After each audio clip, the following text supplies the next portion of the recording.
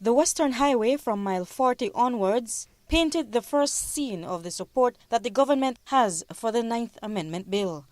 This huge banner bearing the picture of Prime Minister Dean Barrow and the words, "For People and Country," took over BTL, BWS and BEL, and saved sugar and citrus industries, adorned the entrance to Belmopan and the East Block building on Independence Plaza. Down below, in front of the National Assembly building, the crowd buzzed with support for the Ninth Amendment. In a small section, there were a few groups that did not. But while security was tight, there was no incident throughout the day. Nevertheless, law enforcement authorities were prepared to keep the peace. We have prepared a detail. We have deployed most of our senior and junior people to maintain law and order throughout the sitting.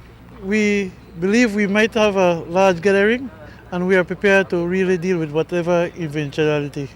And just as Assistant Commissioner of Police David Henderson had stipulated, the entrance to the interior of the building also entailed a thorough search process. And while the less than 1,000 supporters that braved the unforgiving sun spoke their position on the 9th, simply by the shirts they wore or the banners they held, Love News caught up with a few who didn't. In the Barry Bowen case, and also the taking over of telemedia, the government did it in a very wrongful manner.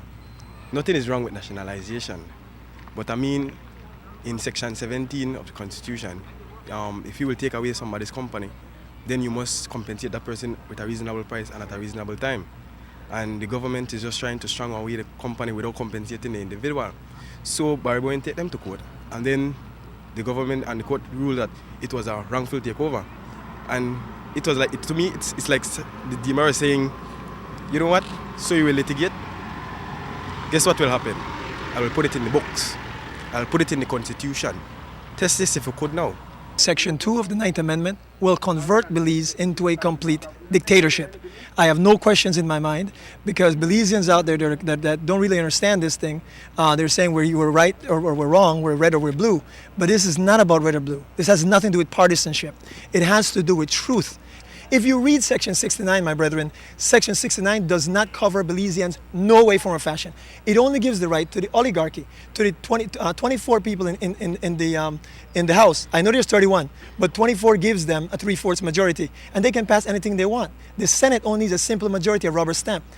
Any prime minister picks 6, and the president, they always have a rubber stamp there. So it's a pure joke. The laws are so wide that it can lead to other things that we won't want in this country. You could do it in such a way that it includes just the utilities you want, and that there's no room for any other things in the future.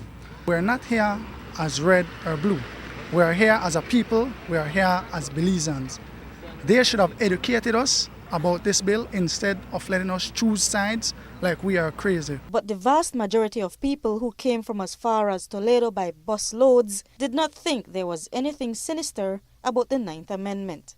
Nor did the Minister of Works, Anthony Boots Martinez, who entertained the crowd for a few minutes during a brief intermission before going into the House to tend to the business of the day.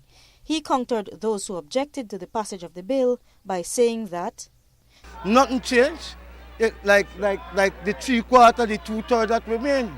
If we want to look on ways or where we want to increase those, that's another case.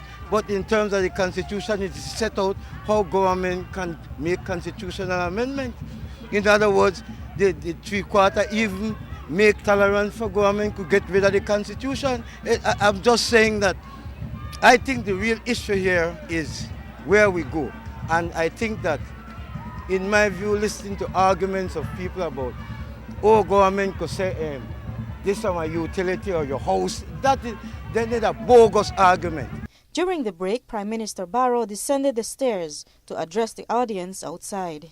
All of us in your United Democratic Party are proud of you, grateful to you, we salute you, and we thank you.